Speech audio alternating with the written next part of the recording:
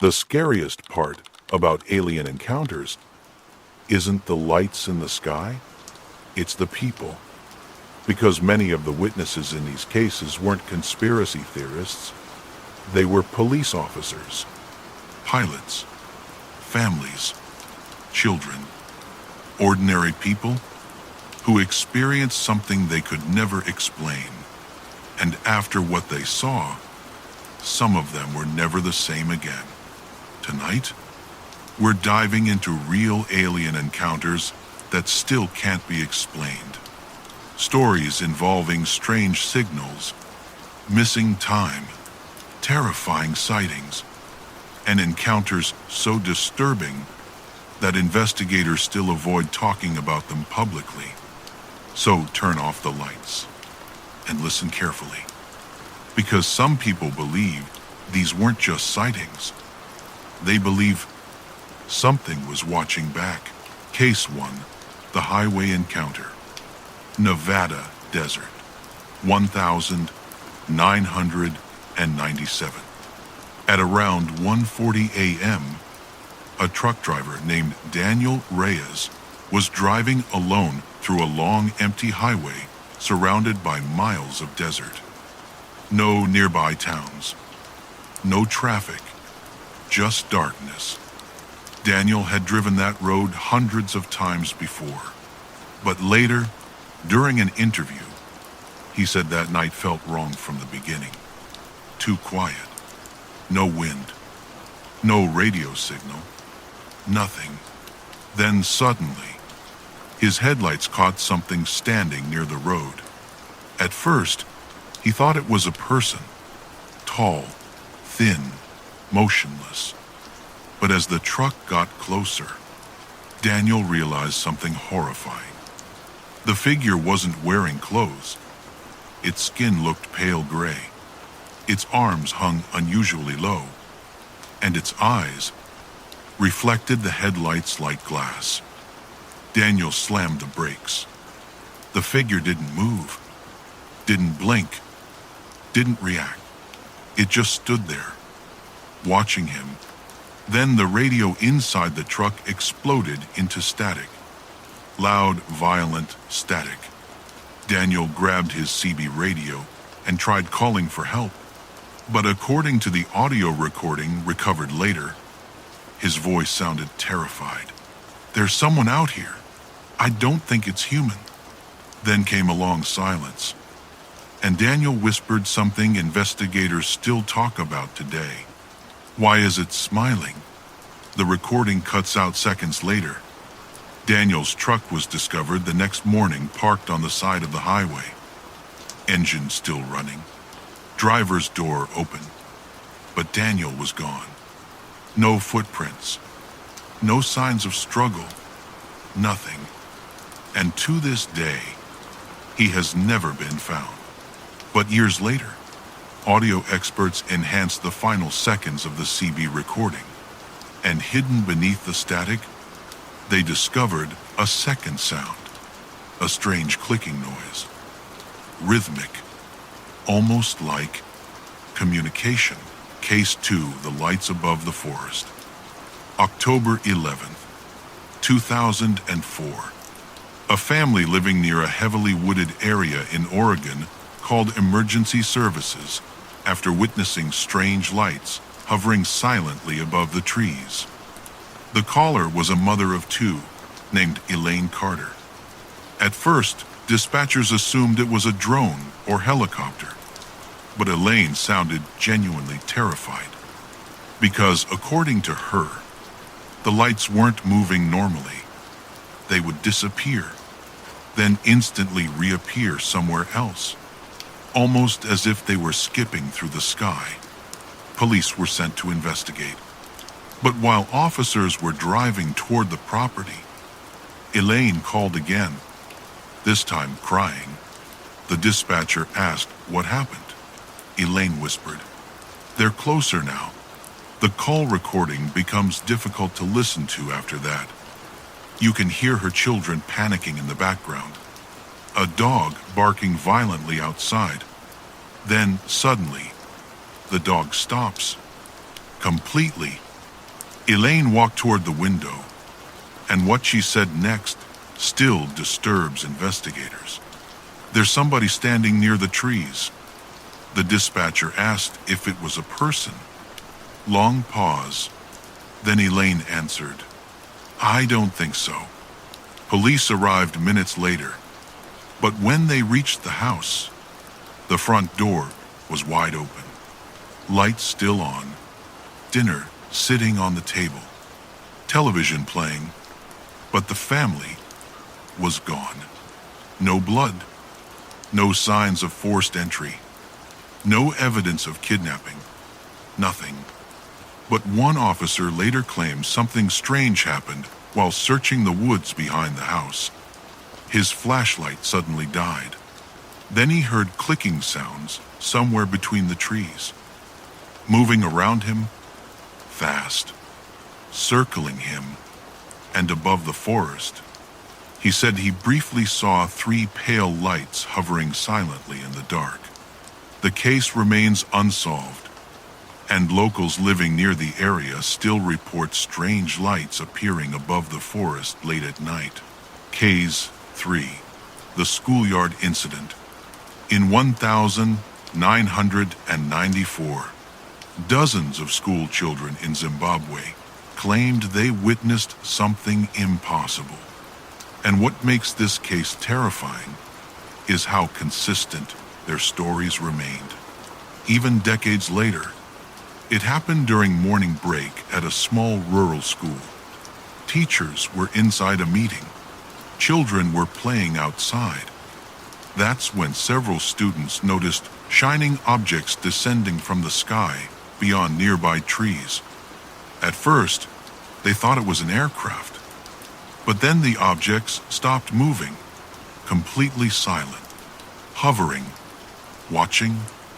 According to the children, one object slowly landed near the edge of the field. And then something came out. The students described tall, thin beings with large black eyes. Some children ran away immediately. Others froze in fear. But several students later described the same disturbing detail independently. They claimed one of the beings looked directly at them, without speaking, and somehow communicated thoughts into their minds. Warnings, images, fear. One student later described feeling overwhelming panic for no clear reason. Another claimed time felt wrong during the encounter, like reality itself became distorted. When adults arrived, the objects were gone. Many people dismissed the children's stories, but psychologists who interviewed them later admitted something unsettling. The children genuinely believed what they saw, and years later, many of them still refused to discuss the encounter publicly, because according to one witness, she still sees those eyes in her dreams, watching her, waiting. Case 4. The pilot recording. Commercial pilots are trained to remain calm under pressure, which is exactly why this next recording terrified investigators. In 1986, a cargo pilot flying across Alaska radioed air traffic control about an unidentified object following his aircraft. At first, the pilot sounded confused, professional, controlled. He described bright lights pacing the plane from several thousand feet away. Air traffic control assumed it was another aircraft, but radar showed nothing nearby. Then the pilot's tone changed, suddenly, sharply, because the object had moved. Impossible fast. 1 second it was behind the aircraft. The next, directly above it. The pilot reportedly went silent for almost 10 seconds, then whispered, "It's enormous." Air traffic control asked him to repeat. But before he could answer, a loud electronic distortion interrupted the transmission. The recording became filled with static, and then the pilot screamed. Not a startled scream, a terrified one. The final transmission lasted only 4 seconds. It's looking at us. Then silence. Complete silence. The aircraft disappeared from radar for nearly 6 minutes. When it finally reappeared, the plane was over 60 miles away from its last recorded position, far beyond what should have been possible. The crew survived. But according to reports, none of them would ever publicly explain what happened that night. And one crew member reportedly quit flying permanently days later. Final case, the signal from nowhere. Some encounters involve sightings. Others involve missing people. But this final case involves a signal nobody can explain. In 2001, radio hobbyists across parts of rural America began reporting strange transmissions appearing late at night on isolated frequencies. The signals were weak, distorted, almost hidden beneath static. At first, most people ignored them, until someone finally cleaned up the audio and discovered what sounded like a human voice, repeating the same sentence over and over. "They're here." The broadcast appeared randomly. No known source. No identifiable location. Sometimes lasting seconds. Sometimes nearly an hour. But what made the signal truly disturbing was what happened to people who tried tracing it. One amateur operator named Michael Levin became obsessed with locating the transmission. Night after night, he listened, recorded, tracked frequencies, until one evening, he called a friend during a storm. The phone call was later released online, and according to listeners, Michael sounded exhausted, terrified, paranoid. He claimed the signal had changed, that there were now voices hidden beneath the static, whispering, breathing, calling his name. His friend begged him to stop investigating, but Michael whispered something chilling. "I think they know I'm listening." Then came a loud burst of interference, the sound of glass breaking, and suddenly, the call disconnected. Michael vanished that same night. Police searched his home the next morning. His radio equipment was still active. Static filled the room, but investigators discovered one final recording saved onto his computer shortly before he disappeared. The audio was heavily distorted, almost impossible to understand. But near the end, a voice can allegedly be heard very clearly. Not Michael's voice, something else, whispering, "Signal received."